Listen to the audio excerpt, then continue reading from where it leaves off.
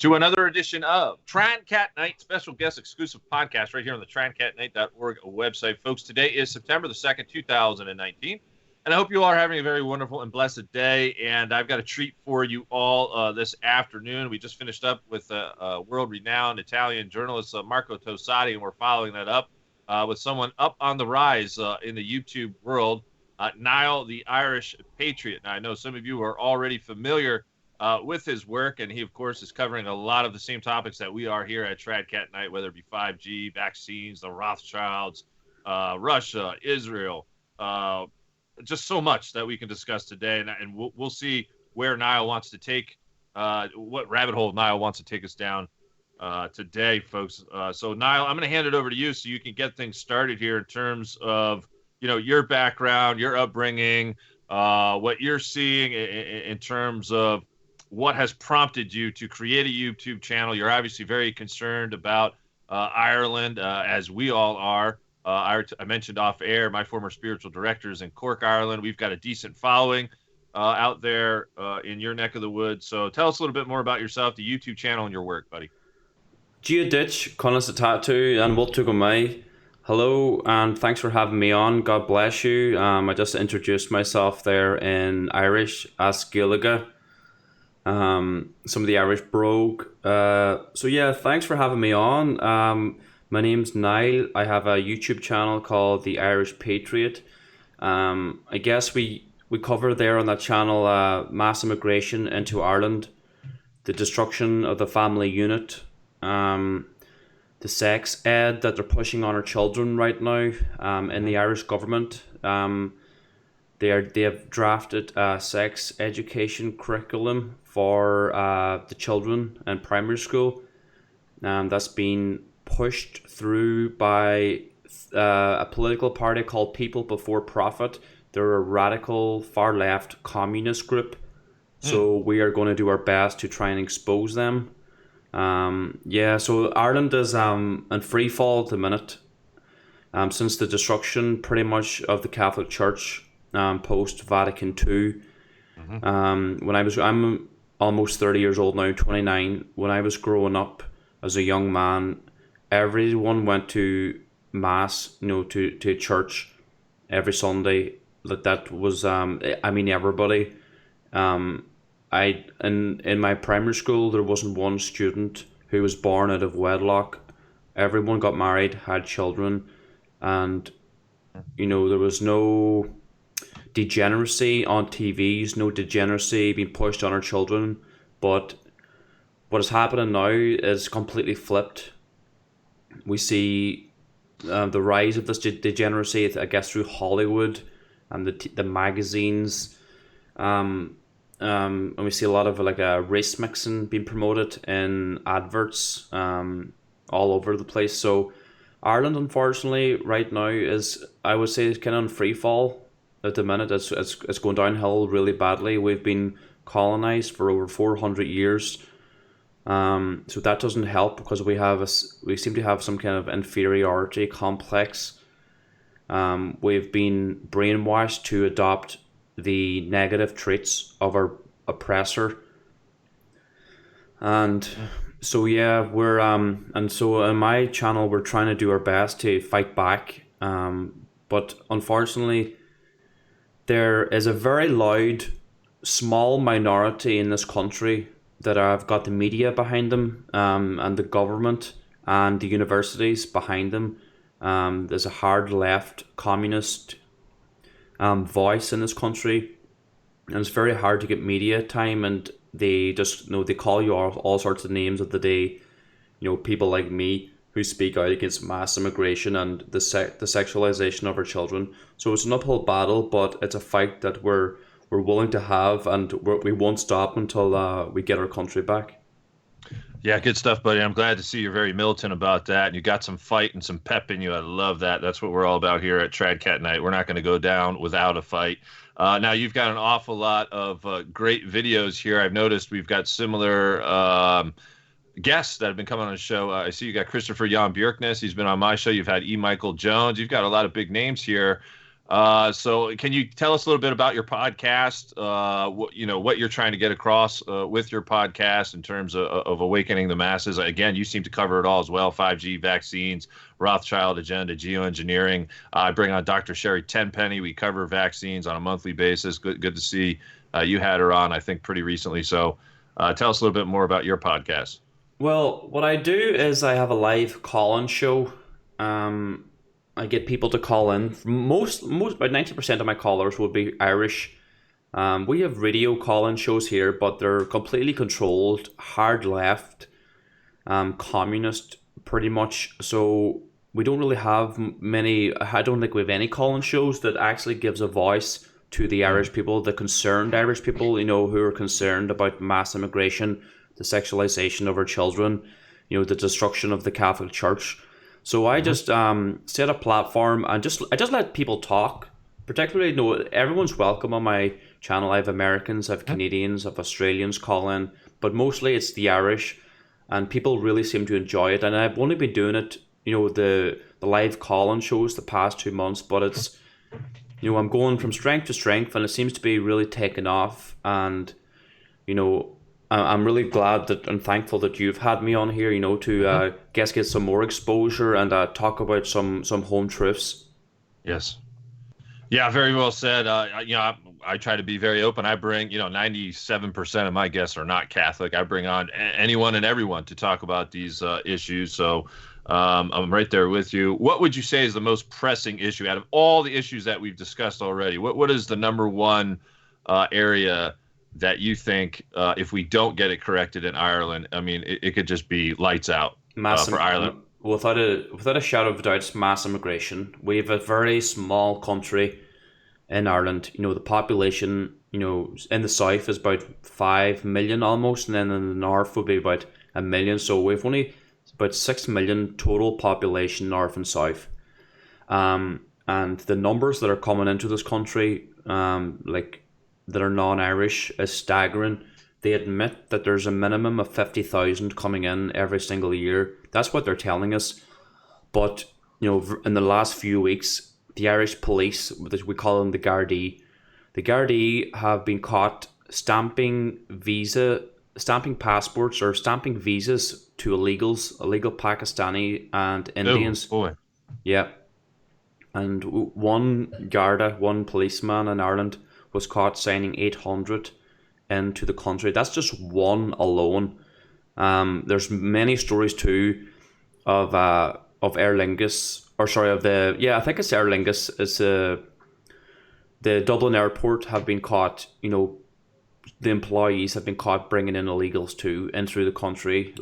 And also I have people telling me that they come into Ireland in the ferry, in the boat from say England. They were over watching a soccer game maybe, and they come in back to Ireland, and there's no checks on passports, no border control.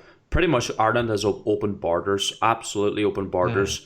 And the people that are coming in here, they get free social welfare. You're chatting minimum €200 a week, which is $250. They get free housing, they get a free medical card, they get a free car, free education, and at the same time, we have 20,000 ethnic Irish on the street who can't get a house.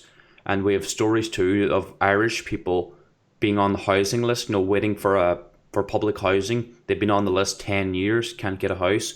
We hear of people being removed from the housing list.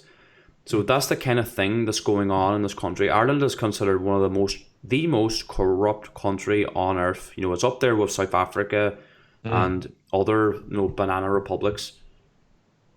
Yeah, that's really sad to hear. Of course, we know the New World Order game plan is to break down nationalism, patriotism. They want this one world socialist, communist hodgepodge of a thing, however you want to call it. Pope Benedict XV, way back in the 1920s, says it would be a republic of tyranny if it ever came to fruition. And we're seeing it happening. I mean, it's not just France and some of these other countries. I just brought on Marco Tosati. He was breaking down things on the Italian level. They might go communist here very soon. At least he's fearful of that. Talk to us, if you could, Niall, about the concerns of 5G. And I brought on some of the top experts in this area, whether it's Deborah Tavares. She'd be a good guest to bring on your live call-in show because she only does live call-in shows. I'm trying to think who else. The one guy, well, I'm going to bring on Mark Steele from England. I'm sure you've heard of him. And then, my goodness, there's another guy from the Richie Allen show because I just had Richie on my show, and I think he's an Irishman that's over in England somewhere or something like that. But in any case, I've had on the top 5G experts. What's the climate like in Ireland? Is this picking up as well? Well, I'm sure some of your guests would know a lot more about 5G than myself, but I have done as much research as I can, and the rollout of 5G in Ireland, it's happening, but the public are not being told about it at all. There's one communications network, Vodafone, they're called, the largest in Ireland, Dennis O'Brien's company, who are rolling this out. But I spent, the guts of 2 hours on the phone to Vodafone, asking them when is 5G being rolled out, where is it being rolled out, and where are the masts?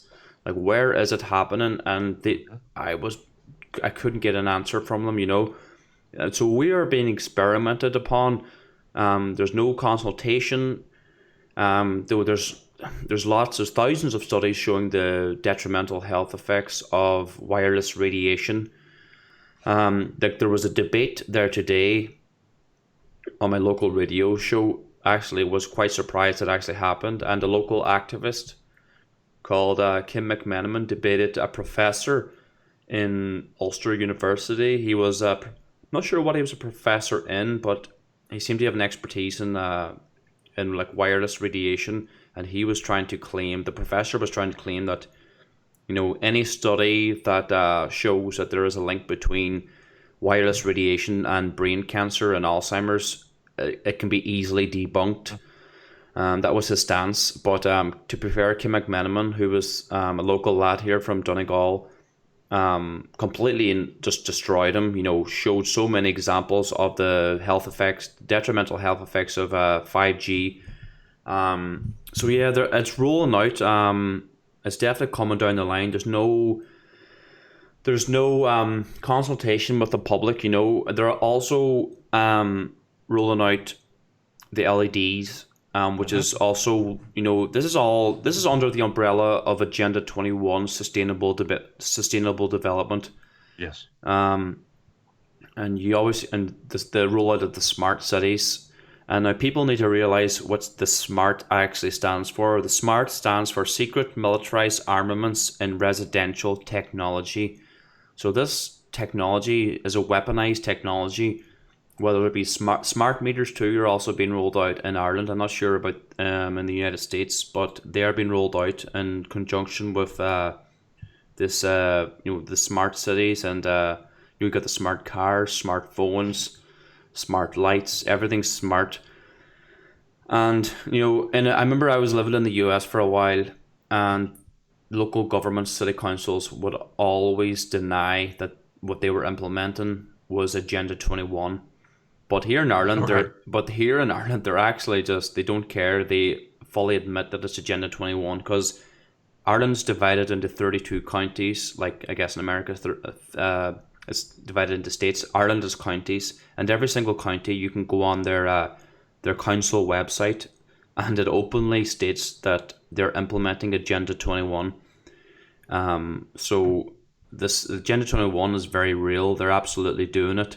And if you just need to look at the 17 Sustainable Development Goals, I'm just want to go off here now a little bit onto the Sustainable Development Goal 4.7, which is the sexual education of our young children. And here in Ireland, it's very, very frightening what's happening. They want to teach. They're using two books by the WHO, the World Health Organization, and I believe it's UNESCO was the other one. And in them books, they talk about encouraging children to masturbate, encouraging children to have sexual experiences. This is at 9 to 12-year-olds. It's just, when it comes to children, I'm very hard lined, and once you start messing with children, like it makes me very angry, to be honest. Yeah. No, I'm right there with you, buddy. We've got to continue to expose these people, whether they're in the Catholic Church or whatever church they're in, Protestant Church, Catholic Church. We got to expose, the sodomite agenda, but then also, pedophilia.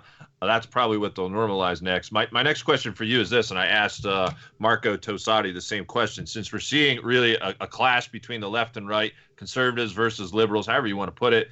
Obviously we see what's happening in Hong Kong.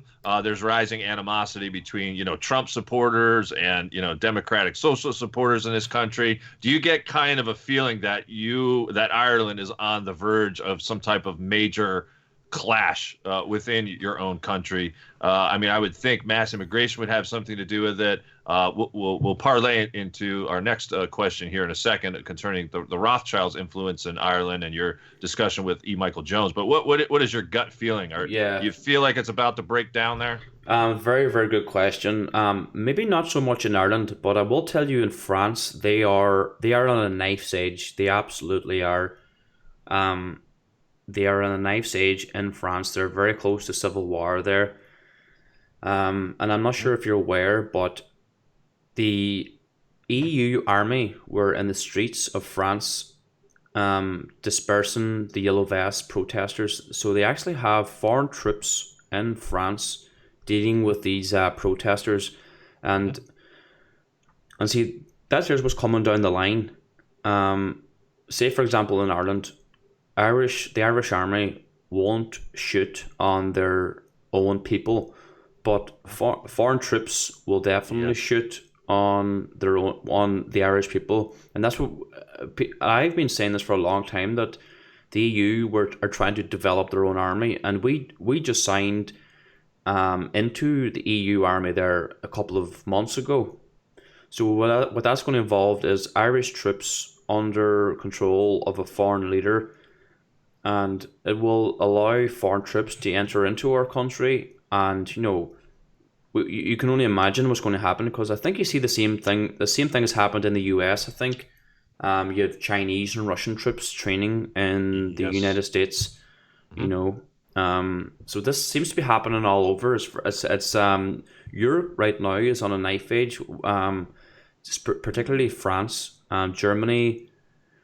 Germany is not doing good too. But you see the rise of there's a far right political party that's actually doing very well now in local elections. So the Germans are starting to wake up after a couple of brutal murders in Germany. There was a story, I'm sure you heard the story of a mother and a young boy that was pushed onto train tracks, and I think the young boy died. So there's stories like that coming out in Germany, and it's really starting to wake the people up. I'm hoping Europe, it isn't the end of Europe, because we're seeing in Hungary, pushback. We're seeing Italy with Salvini pushing back. But in Ireland right now, there is absolutely no opposition to this communist agenda that we're seeing. Absolutely none. There's no member of parliament, or we call them TDs. There's no TD in the government parliament that is pushing back at all. Not one, which is very worrying. But there's some nationalist political parties that are trying to get off the ground, particularly the National Party. They have some very good rhetoric. The ACIE, Anti-Corruption Ireland, will be another one. That's Gemma O'Doherty's political group, and then you've got Irexit, which is spearheaded by Herman Kelly. So you've got a couple of groups there, but also they don't get any media attention. They lack funding. But in Ireland, we have to get behind the nationalists. Political parties, particularly the National Party, in my opinion, they speak the best rhetoric in the way Ireland should move forward. Yeah, no doubt about it. Also, Sweden completely falling apart. That's another country that really's got to get it back. But according to how we see it in the Catholic Church, according to Catholic end time prophecy, really no place in Europe will remain without destabilization and clashes eventually. Italy's going to fall apart. France is already falling apart. That's one of the more preliminary signs that we're headed towards some ominous events. It's also in Catholic tradition that the Antichrist, the big A Antichrist guy, would rule over a 10-nation army. And guess what Merkel and Macron have been talking about? I'm sure you've been following that as well, that whole 10-nation kind of coalition thing.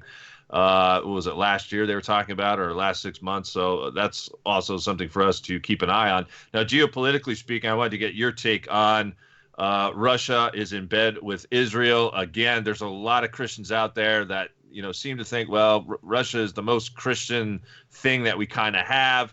Putin is a very polarizing figure. You got 50% of the people, perhaps, who might think he's good and okay. Other people still think he's a KGB agent or whatnot. According to how we see things, and this very important, what we believe, message of Fatima, Russia will overrun Europe.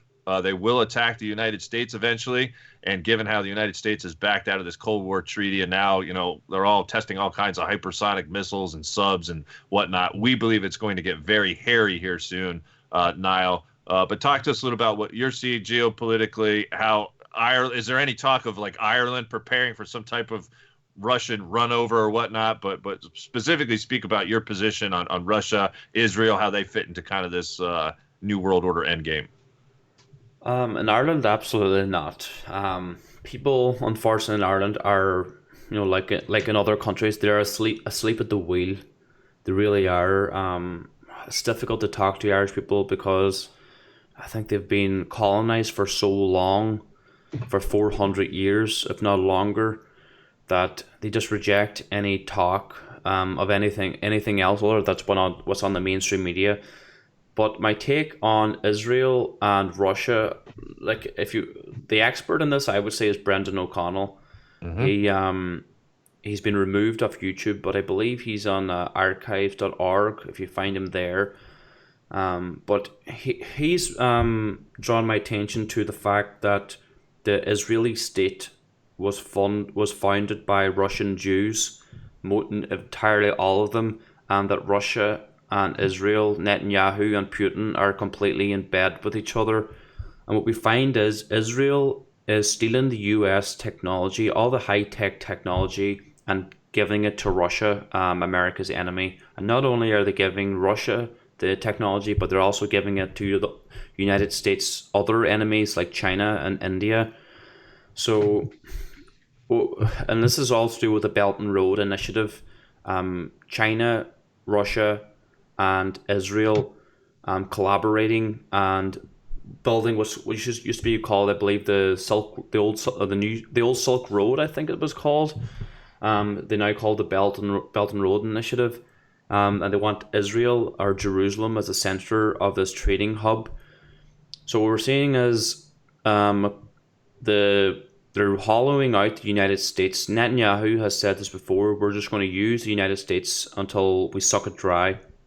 He's been caught saying this, and Russia seemed to be, Russia also, along with Israel and China, are taking over Africa. They're completely, Russia pretty much took over Zimbabwe a few months ago. All over the place, we're seeing Israel, developing the agriculture there. So there definitely is something going on with Israel, Russia, and China. Definitely something up there, and people need to investigate that, especially with the transfer of the high tech. Like Silicon Valley has been transferred to Israel. Like all the high tech companies are developed out of Israel. Israeli companies develop all the microchips, all the cellular phones, and this is done by Unit 8200, the Talpiot program, which is the most elite military group in the Israeli military. And I wouldn't be the best man to talk about it, but if you want to check out Brendan O'Connell, he'd be the expert in all this. And regarding Putin, he was the head of the KGB, if I'm not mistaken, and I don't think like they say that the communist Russia fell, but I don't believe that for a second. This is Soviet Union 2.0. This is long-term strategic Soviet planning. The Bolsheviks are still very much in control. They have never went away. This is long-term strategic planning by the Bolsheviks. So yeah, that's my opinion, and there's a lot of Yeah. evidence for that. No, yeah, I definitely agree with you. And staying along those same line there, Niall, are you seeing what we're seeing here in the United States? Mass shootings, false flags shootings. I mean, some people indicate some of these shootings might be hoaxes. You kind of see these same crisis actors popping up all over the place here in the United States. What's the climate like along those lines with the Bolsheviks in your country? Are they trying to come for your guns as well? I mean, you and I both know this is preliminary to the death camps and the next step ultimately in the New World Order. And again, this is one of the reasons why I think we're very close to the arrival of the Antichrist, where everyone will have to be chipped, marked. If you don't take that chip or mark, or you don't want to follow their socialist communist ways, it's going to be off with your head. It's going to be, FEMA camps. I don't know if you have those types of concentration camps in Ireland. Please do tell us if you do or you don't. But what are you seeing? Is there any gun control talk in your country? It's actually quite difficult to get a gun in Ireland. You have to pass all these background checks. They will contact your doctor, I believe, and if they believe that you've got any mental issues at all, they won't give you a gun, and you have to pay a fee every single year. I believe it's €80, which is like $100. So, and I think that's insane. You actually have to pay the government a fee to hold a gun. And what you're seeing is, a lot of Irish people wouldn't be rich. They're being squeezed quite a lot. So you're seeing a lot of older men, a lot of people who can't afford these fees every year. They're actually handing in their guns. That's what we're seeing right now.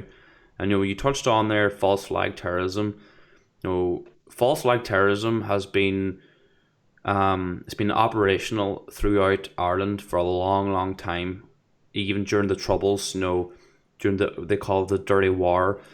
There's been lots of false flags, but the most notorious false flag in recent times was the Oma bombing, which was roughly 20 years ago, and that effectively destroyed the IRA, the Irish Republican Army.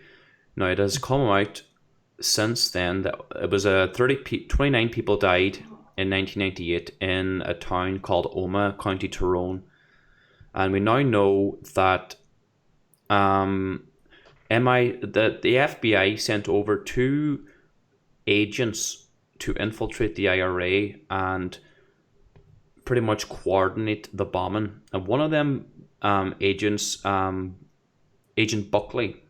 And are you aware of Chris Fogarty's work? I am not. Right, Chris Fogarty is an Irish American. He wrote the book The Irish Holocaust. I'm divulging a little bit here, but That's okay. It's okay. Chris Fogarty wrote a book on the Irish Holocaust, and he was supporting Irish activities for a long time. And the FBI tried to frame him, and it was this Agent Buckley, and they sent Agent Buckley then over to Ireland with another agent who was a long-term criminal, David Rupert. They infiltrated the IRA. They carried out drills beforehand, before the bombing, with MI5. We know that the FBI was involved in this false flag. We know that MI5, MI6 was involved, and the Irish police, the Southern Irish police, the Garda Síochána, their agent Paddy Dixon, who supplied the IRA with their car. So the Gardaí were surveilling the car via satellite imagery. So you had all these covert operations happening. You had MI5, MI6, FBI, and Garda Síochána all knowing about this bomb. And what happened was the bomb was set at the wrong place. It was supposed to be set in front of a police barracks, the British police barracks, to I guess to kill police officers, but it was set in the middle of the town, and the police actually before the bomb went off. The police evacuated people towards the bomb for maximum what's the word? For the maximum killings, I guess. Yeah. Psychopaths. Yeah, that's psychopaths. crazy. And this effectively destroyed the IRA because the people of Ireland turned against the IRA. But we now know it was a false flag attack.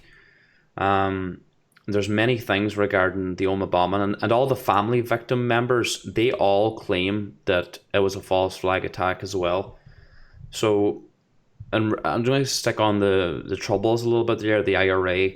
Many books have been written since about the Troubles, and we now know that in the IRA, the Irish Republican Army, that half of all the top members, the guys at the top in the IRA, were all informers, all working for the British.